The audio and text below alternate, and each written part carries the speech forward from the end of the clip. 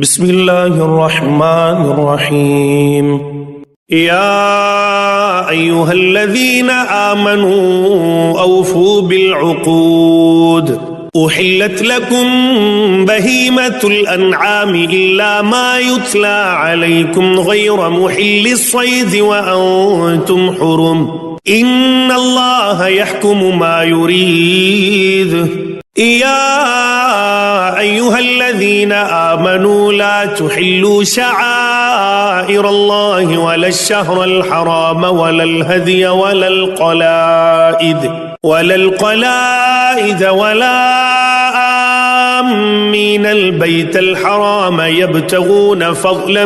من ربهم ورضوانا. وإذا حللتم فاصطادوا ولا يجرمنكم شنآن قوم أن صدوكم عن المسجد الحرام أن تعتدوا. وتعاونوا على البر والتقوى ولا تعاونوا على الإثم والعدوان واتقوا الله إن الله شديد العقاب. حرمت عليكم الميتة والدم ولحم الخنزير وما أهل لغير الله به والمنخنقة والموقوة والمتردية والنطيحة وما أكل السبع إلا ما ذكيتم وما ذبح على النصب وأن تستقسموا بالأزلام ذلكم فسق. اليوم يئس الذين كفروا من دينكم فلا تخشوهم واخشون. اليوم أكملت لكم دينكم وأتممت عليكم نعمتي ورضيت لكم الإسلام دينا. فمن اضطر في مخمصة غير متجانف لإثم فإن الله غفور رحيم. يسألونك ماذا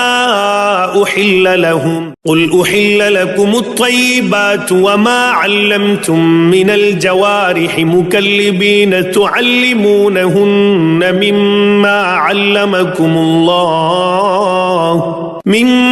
علمكم الله فكلوا مما أمسكن عليكم واذكروا اسم الله عليه واتقوا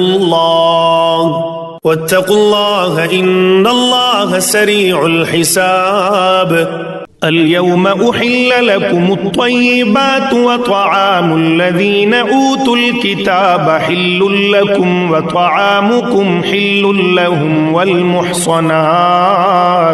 والمحصنات من المؤمنات والمحصنات من الذين أوتوا الكتاب من قبلكم إذا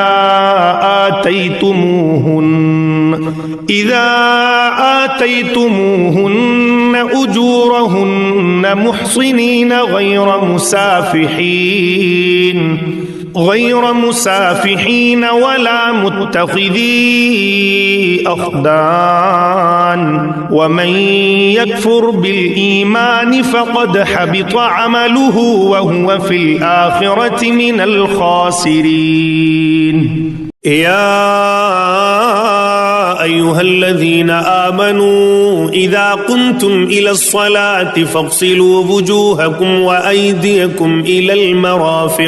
إلى المرافق وامسحوا برؤوسكم وأرجلكم إلى الكعبين وإن كنتم جنبا فاطهروا وإن كنتم مرضى أو على سفر أو جاء أحد منكم من الغائط أو لامستم النساء فلم تجدوا ماء فتيمموا صعيدا طيبا فامسحوا بوجوهكم وأيديكم منه ما يريد الله ليجعل عليكم من حرج ولكن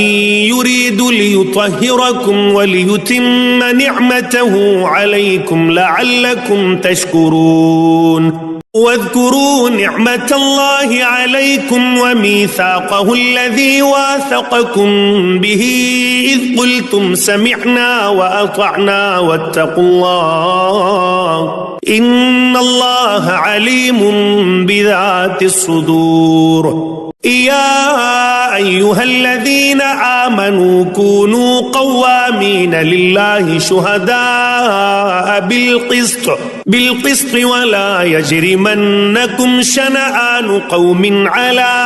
ألا تعدلوا اعدلوا هو أقرب للتقوى واتقوا الله إن الله خبير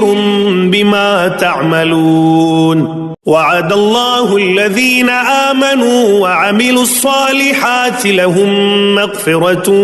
وأجر عظيم والذين كفروا وكذبوا بآياتنا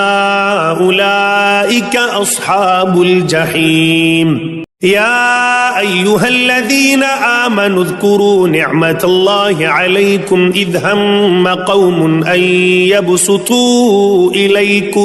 إليكم أيديهم فكف أيديهم عنكم واتقوا الله وعلى الله فليتوكل المؤمنون. ولقد أخذ الله ميثاق بني إسرائيل وبعثنا منهم 12 نقيبا وقال الله إني معكم لئن أقمتم الصلاة وآتيتم الزكاة وآمنتم برسلي وعزرتموهم وأقرضتم الله قرضا حسنا لأكفرن عنكم سيئاتكم ولأدخلنكم جنات تجري من تحتها الأنهار فمن كفر بعد ذلك منكم فقد ضل سواء السبيل. فبما نقضهم ميثاقهم لعناهم وجعلنا قلوبهم قاسية يحرفون الكلم عن مواضعه ونسوا حظا مما ذكروا به ولا تزال تطلع على خائنة منهم إلا قليلا منهم فاعف عنهم واصفح إن الله يحب المحسنين. ومن الذين قالوا إنا نصارى أخذنا ميثاقهم فنسوا حظا مما ذكروا به فأغرينا بينهم العداوة والبغضاء إلى يوم القيامة وسوف ينبئهم الله بما كانوا يصنعون. يا أهل الكتاب قد جاءكم رسولنا يبين لكم كثيرا مما كنتم تخفون من الكتاب ويعفو عن كثير. قد جاءكم من الله نور وكتاب مبين يهدي به الله من اتبع رضوانه سبل السلام ويخرجهم من الظلمات إلى النور بإذنه ويهديهم إلى صراط مستقيم. لقد كفر الذين قالوا إن الله هو المسيح ابن مريم قل فمن يملك من الله شيئا إن أراد أن يهلك المسيح ابن مريم وأمه ومن في الأرض جميعا ولله ملك السماوات والأرض وما بينهما يخلق ما يشاء والله على كل شيء قدير. وقالت اليهود والنصارى نحن أبناء الله وأحباؤه قل فلم يعذبكم بذنوبكم بل أنتم بشر ممن خلق يغفر لمن يشاء ويعذب من يشاء ولله ملك السماوات والأرض وما بينهما وإليه المصير. يا أهل الكتاب قد جاءكم رسولنا يبين لكم على فترة من الرسل أن تقولوا ما جاءنا من بشير ولا نذير فقد جاءكم بشير ونذير والله على كل شيء قدير. وإذ قال موسى لقومه يا قوم اذكروا نعمة الله عليكم إذ جعل فيكم أنبياء وجعلكم ملوكا وآتاكم ما لم يؤت أحدا من العالمين. يا قوم ادخلوا الأرض المقدسة التي كتب الله لكم ولا ترتدوا على أدباركم فتنقلبوا خاسرين. قالوا يا موسى إن فيها قوما جبارين وإنا لن ندخلها حتى يخرجوا منها فإن يخرجوا منها فإنا داخلون. قال رجلان من الذين يخافون أنعم الله عليهم ادخلوا عليهم الباب فإذا دخلتموه فإنكم غالبون وعلى الله فتوكلوا إن كنتم مؤمنين. قالوا يا موسى إنا لن ندخلها أبدا ما داموا فيها فاذهب أنت وربك فقاتلا إنا هاهنا قاعدون. قال رب إني لا أملك إلا نفسي وأخي فافرق بيننا وبين القوم الفاسقين. قال فإنها محرمة عليهم 40 سنة يتيهون في الأرض فلا تأس على القوم الفاسقين. واتل عليهم نبأ ابني آدم بالحق إذ قربا قربانا فتقبل من أحدهما ولم يتقبل من الآخر قال لأقتلنك قال إنما يتقبل الله من المتقين. لئن بسطت إلي يدك لتقتلني ما أنا بباسط يدي إليك لأقتلك إني أخاف الله رب العالمين. إني أريد أن تبوء بإثمي وإثمك فتكون من أصحاب النار وذلك جزاء الظالمين. فطوعت له نفسه قتل أخيه فقتله فأصبح من الخاسرين. فبعث الله غرابا يبحث في الأرض ليريه كيف يواري سوءة أخيه. قال يا ويلتى أعجزت أن أكون مثل هذا الغراب فأواري سوءة أخي فأصبح من النادمين. من أجل ذلك كتبنا على بني إسرائيل أنه من قتل نفسا بغير نفس أو فساد في الأرض فكأنما قتل الناس جميعا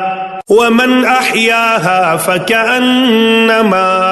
أحيا الناس جميعا. ولقد جاءتهم رسلنا بالبينات ثم إن كثيرا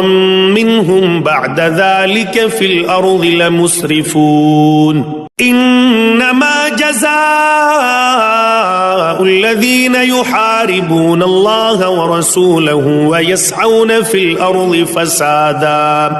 الأرض فسادا أن يقتلوا أو يصلبوا أو تقطع أيديهم وأرجلهم من خلاف أو ينفوا من الأرض ذلك لهم خزي في الدنيا ولهم في الآخرة عذاب عظيم. إلا الذين تابوا من قبل أن تقدروا عليهم فاعلموا أن الله غفور رحيم. يا أيها الذين آمنوا اتقوا الله وابتغوا إليه الوسيلة وجاهدوا في سبيله لعلكم تفلحون. إن الذين كفروا لو أن لهم ما في الأرض جميعا ومثله معه ليفتدوا به من عذاب يوم القيامة ما تقبل منهم ولهم عذاب أليم. يريدون أن يخرجوا من النار وما هم بخارجين منها ولهم عذاب مقيم. والسارق والسارقة فاقطعوا أيديهما جزاء بما كسبا نكالا من الله والله عزيز حكيم. فمن تاب من بعد ظلمه وأصلح فإن الله يتوب عليه إن الله غفور رحيم. ألم تعلم أن الله له ملك السماوات والأرض يعذب من يشاء ويغفر لمن يشاء والله على كل شيء قدير. يا أيها الرسول لا يحزنك الذين يسارعون في الكفر من الذين قالوا آمنا بأفواههم ولم تؤمن قلوبهم ومن الذين هادوا سماعون للكذب سماعون لقوم آخرين لم يأتوا يحرفون الكلم من بعد مواضعه يقولون إن أوتيتم هذا فخذوه وإن لم تؤتوه فاحذروا ومن يرد الله فتنته فلن تملك له من الله شيئا. أولئك الذين لم يرد الله أن يطهر قلوبهم لهم في الدنيا خزي ولهم في الآخرة عذاب عظيم. سماعون للكذب أكالون للسحت فإن جاءوك فاحكم بينهم أو أعرض عنهم وإن تعرض عنهم فلن يضروك شيئا وإن حكمت فاحكم بينهم بالقسط إن الله يحب المقسطين. وكيف يحكمونك وعندهم التوراة فيها حكم الله ثم يتولون من بعد ذلك وما أولئك بالمؤمنين. إنا أنزلنا التوراة فيها هدى ونور يحكم بها النبيون الذين أسلموا للذين هادوا والربانيون والأحبار بما استحفظوا من كتاب الله وكانوا عليه شهداء فلا تخشوا الناس واخشوني ولا تشتروا بآياتي ثمنا قليلا ومن لم يحكم بما أنزل الله فأولئك هم الكافرون. وكتبنا عليهم فيها أن النفس بالنفس والعين بالعين والأنف بالأنف والأذن بالأذن والسن بالسن والجروح قصاص فمن تصدق به فهو كفارة له ومن لم يحكم بما أنزل الله فأولئك هم الظالمون. وقفينا على آثارهم بعيسى ابن مريم مصدقا لما بين يديه من التوراة وآتيناه الإنجيل فيه هدى ونور ومصدقا لما بين يديه من التوراة وهدى وموعظة للمتقين وليحكم أهل الإنجيل بما أنزل الله فيه ومن لم يحكم بما أنزل الله فأولئك هم الفاسقون وأنزلنا إليك الكتاب بالحق مصدقا لما بين يديه من الكتاب ومهيمنا عليه فاحكم بينهم بما أنزل الله ولا تتبع أهواءهم عما جاءك من الحق لكل جعلنا منكم شرعة ومنهاجا ولو شاء الله لجعلكم أمة واحدة ولكن ليبلوكم فيما آتاكم فاستبقوا الخيرات إلى الله مرجعكم جميعا فينبئكم بما كنتم فيه تختلفون وأن احكم بينهم بما أنزل الله ولا تتبع أهواءهم واحذرهم أن يفتنوك عن بعض ما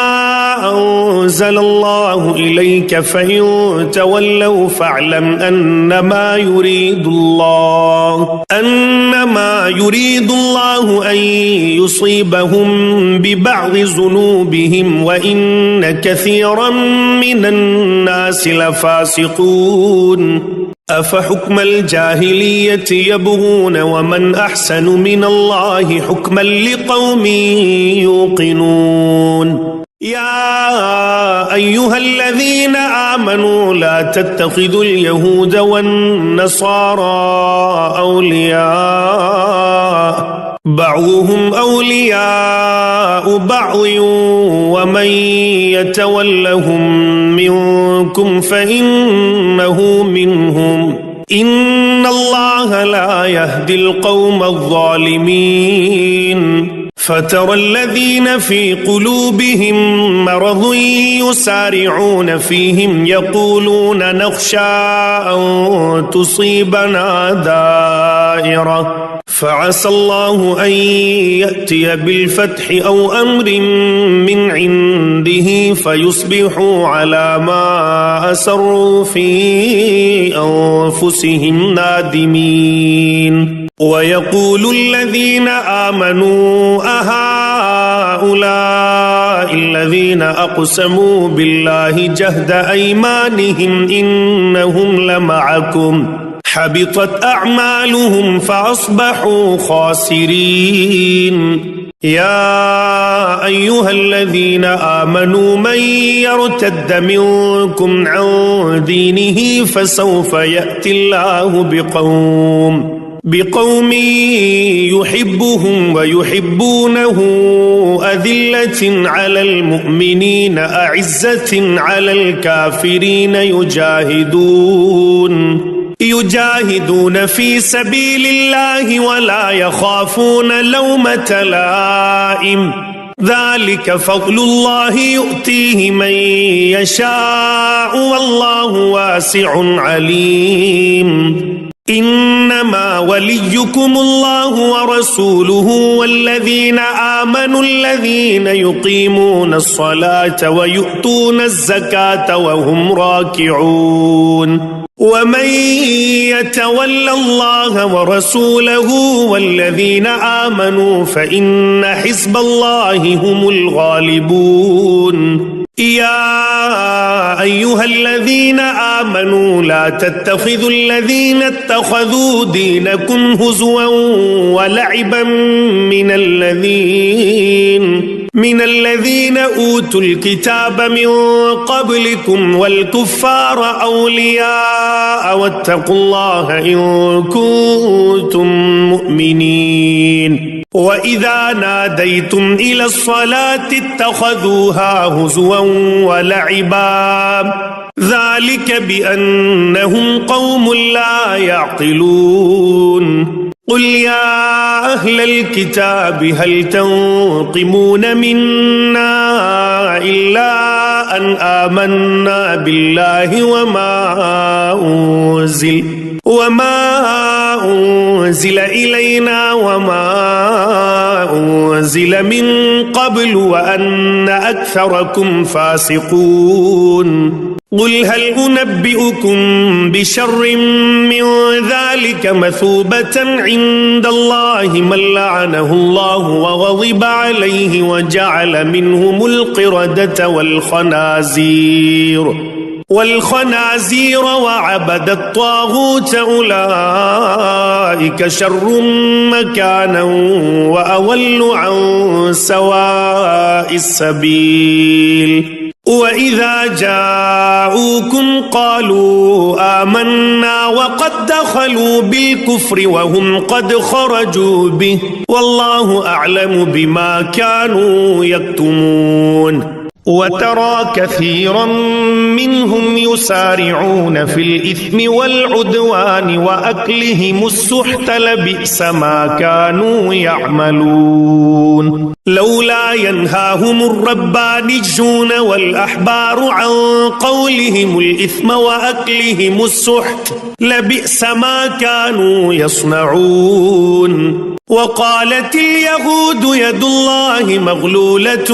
غلت أيديهم ولعنوا بما قالوا بل يداه مبسوطتان ينفق كيف يشاء وليزيدن كثيرا منهم ما أنزل إليك من ربك طغيانا وكفرا وألقينا بينهم العداوة والبغضاء إلى يوم القيامة كلما أوقدوا نارا للحرب أطفأها الله ويسعون في الأرض فسادا والله لا يحب المفسدين ولو أن أهل الكتاب آمنوا واتقوا لكفرنا عنهم سيئاتهم ولأدخلناهم جنات النعيم ولو أنهم أقاموا التوراة والإنجيل وما أنزل إليهم من ربهم لأكلوا من فوقهم ومن تحت أرجلهم منهم أمة مقتصدة وكثير منهم ساء ما يعملون يا أيها الرسول بلغ ما أنزل إليك من ربك وإن لم تفعل فما بلغت رسالته والله يعصمك من الناس إن الله لا يهدي القوم الكافرين قل يا أهل الكتاب لستم على شيء حتى تقيموا التوراة والإنجيل وما أنزل إليكم من ربكم وليزيدن كثيرا منهم ما أنزل إليك من ربك طغيانا وكفرا فلا تأس على القوم الكافرين إن الذين آمنوا والذين هادوا والصابئون والنصارى من آمن بالله واليوم الآخر وعمل صالحا فلا خوف عليهم ولا هم يحزنون لقد أخذنا ميثاق بني إسرائيل وأرسلنا إليهم رسلا كلما جاءهم رسول بما لا تهوى أنفسهم فريقا كذبوا وفريقا يقتلون وحسبوا ألا تكون فتنة فعموا وصموا ثم تاب الله عليهم ثم عموا وصموا كثير منهم والله بصير بما يعملون لقد كفر الذين قالوا إن الله هو المسيح ابن مريم وقال المسيح يا بني إسرائيل اعبدوا الله ربي وربكم إنه من يشرك بالله فقد حرم الله عليه الجنة ومأواه النار وما للظالمين من أنصار لقد كفر الذين قالوا إن الله ثالث ثلاثة وما من إله إلا إله واحد وإن لم ينتهوا عما يقولون ليمسن الذين كفروا منهم عذاب أليم أفلا يتوبون إلى الله ويستغفرونه والله غفور رحيم ما المسيح ابن مريم إلا رسول قد خلت من قبله الرسل وأمه صديقة كانا يأكلان الطعام انظر كيف نبين لهم الآيات ثم انظر أنا يؤفكون قل أتعبدون من دون الله ما لا يملك لكم ضرا ولا نفعا والله هو السميع العليم قل يا أهل الكتاب لا تغلوا في دينكم غير الحق ولا تتبعوا أهواء قوم قد ضلوا من قبل وأضلوا كثيرا وضلوا عن سواء السبيل لعن الذين كفروا من بني إسرائيل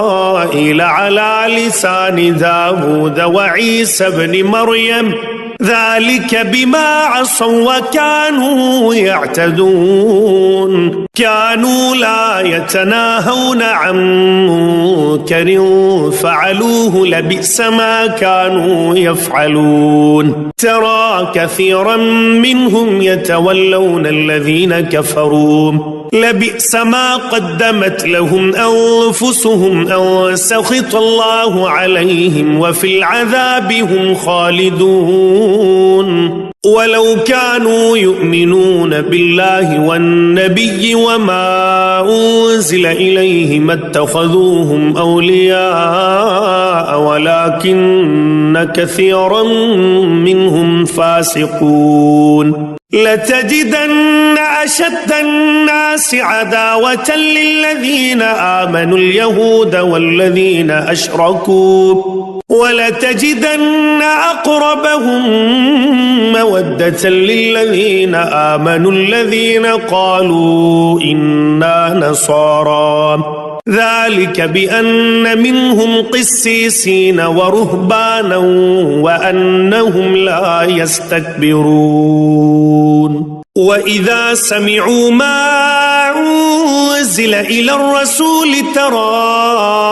أعينهم تفيض من الدمع مما عرفوا من الحق يقولون ربنا آمنا فاكتبنا مع الشاهدين وما لنا لا نؤمن بالله وما جاءنا من الحق ونطمع أن يدخلنا ربنا مع القوم الصالحين فأثابهم الله بما قالوا جنات تجري من تحتها الأنهار خالدين فيها وذلك جزاء المحسنين والذين كفروا وكذبوا بآياتنا أولئك أصحاب الجحيم يا أيها الذين آمنوا لا تحرموا طيبات ما أحل الله لكم ولا تعتدوا إن الله لا يحب المعتدين وكلوا مما رزقكم الله حلالا طيبا واتقوا الله الذي أنتم به مؤمنون لا يؤاخذكم الله باللغو في أيمانكم ولكن يؤاخذكم بما عقدتم الأيمان فكفارته إطعام 10 مساكين من أوسط ما تطعمون أهليكم أو كسوتهم أو تحرير رقبة فمن لم يجد فصيام 3 أيام ذلك كفارة أيمانكم إذا حلفتم واحفظوا أيمانكم كذلك يبين الله لكم آياته لعلكم تشكرون يا أيها الذين آمنوا إنما الخمر والميسر والأنصاب والأزلام رجس من عمل الشيطان فاجتنبوه لعلكم تفلحون إنما يريد الشيطان أن يوقع بينكم العداوة والبغضاء في الخمر والميسر ويصدكم عن ذكر الله وعن الصلاة فهل أنتم منتهون وأطيعوا الله وأطيعوا الرسول واحذروا فإن توليتم فاعلموا أنما على رسولنا البلاغ المبين ليس على الذين آمنوا وعملوا الصالحات جناح فيما طعموا إذا ما اتقوا وآمنوا وعملوا الصالحات ثم اتقوا وآمنوا ثم اتقوا وأحسنوا والله يحب المحسنين يا أيها الذين آمنوا ليبلونكم الله بشيء من الصيد تناله أيديكم ورماحكم ليعلم الله من يخافه بالغيب فمن اعتدى بعد ذلك فله عذاب أليم يا أيها الذين آمنوا لا تقتلوا الصيد وأنتم حرم ومن قتله منكم متعمدا فجزاء مثل ما قتل من النعم يحكم به ذوى عدل منكم هديا بالغ الكعبة أو كفارة طعام مساكين أو عدل ذلك صياما ليذوق وبال أمره عفى الله عما سلف ومن عاد فينتقم الله منه والله عزيز ذو انتقام أحل لكم صيد البحر وطعامه متاعا لكم وللسيارة وحرم عليكم صيد البر ما دمتم حرما واتقوا الله الذي إليه تحشرون جعل الله الكعبة البيت الحرام قياما للناس والشهر الحرام والهدي والقلائد ذلك لتعلموا أن الله يعلم ما في السماوات وما في الأرض وأن الله بكل شيء عليم اعلموا أن الله شديد العقاب وأن الله غفور رحيم ما على الرسول إلا البلاغ والله يعلم ما تبدون وما تكتمون قل لا يستوي الخبيث والطيب ولو أعجبك كثرة الخبيث فاتقوا الله يا أولي الألباب لعلكم تفلحون يا أيها الذين آمنوا لا تسألوا عن أشياء إن تبد لكم تسؤكم وإن تسألوا عنها حين ينزل القرآن تبد لكم عفى الله عنها والله غفور حليم. قد سألها قوم من قبلكم ثم أصبحوا بها كافرين. ما جعل الله من بحيرة ولا سائبة ولا وصيلة ولا حام ولكن الذين كفروا يفترون على الله الكذب وأكثرهم لا يعقلون. وإذا قيل لهم تعالوا إلى ما أنزل الله وإلى الرسول قالوا حسبنا ما وجدنا عليه آباءنا أولو كان آباؤهم لا يعلمون شيئا ولا يهتدون. يا أيها الذين آمنوا عليكم أنفسكم لا يضركم من ضل إذا اهتديتم إلى الله مرجعكم جميعا فينبئكم بما كنتم تعملون. يا أيها الذين آمنوا شهادة بينكم إذا حضر أحدكم الموت حين الوصية اثنان ذوى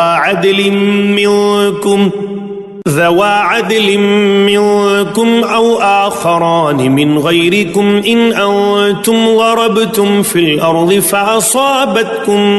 مصيبة الموت تحبسونهما من بعد الصلاة فيقسمان بالله إن ارتبتم لا نشتري به ثمنا ولو كان ذا قربى ولا نكتم شهادة الله إنا إذا لمن الآثمين. فإن عثر على أنهما استحقا إثما فآخران يقومان مقامهما من الذين استحق عليهم الأوليان فيقسمان بالله لشهادتنا أحق من شهادتهما وما اعتدينا إنا إذا لمن الظالمين. ذلك أدنى أن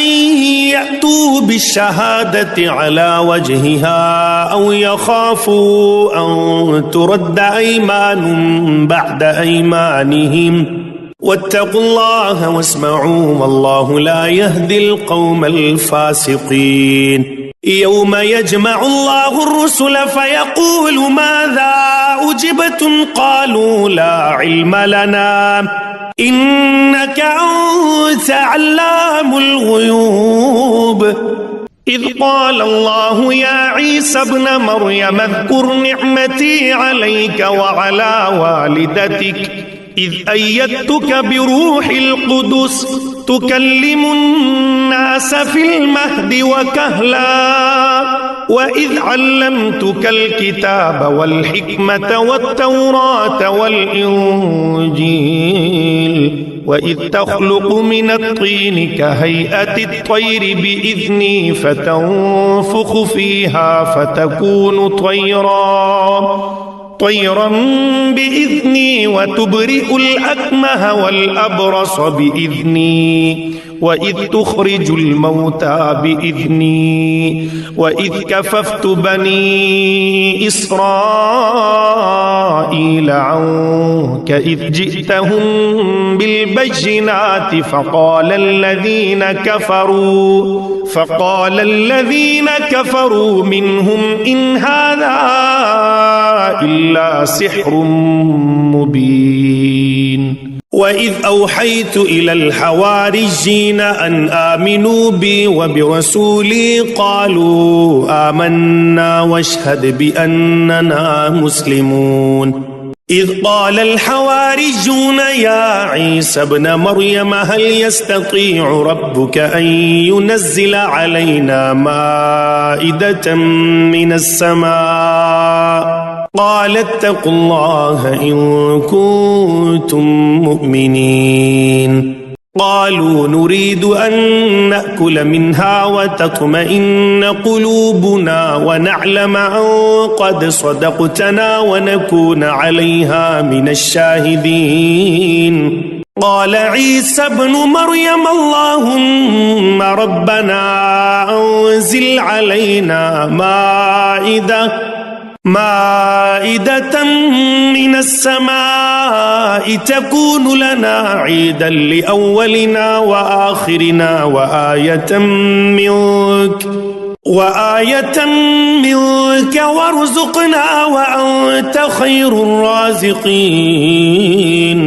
قال الله إني منزلها عليكم فمن يكفر بعد منكم فإني أعذبه عذابا لا أعذبه أحدا من العالمين وإذ قال الله يا عيسى ابن مريم أأنت قلت للناس اتخذوني وأمي إلهين من دون الله قال سبحانك ما يكون لي أن أقول ما ليس لي بحق إن كنت قلته فقد علمته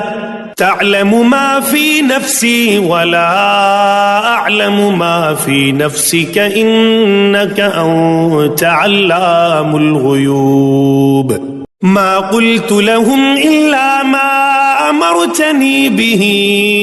أن اعبدوا الله ربي وربكم وكنت عليهم شهيدا ما دمت فيهم فلما توفيتني كنت أنت الرقيب عليهم وأنت على كل شيء شهيد إن تعذبهم فإنهم عبادك وإن تغفر لهم فإنك أنت العزيز الحكيم قال الله هذا يوم ينفع الصادقين صدقهم لهم جنات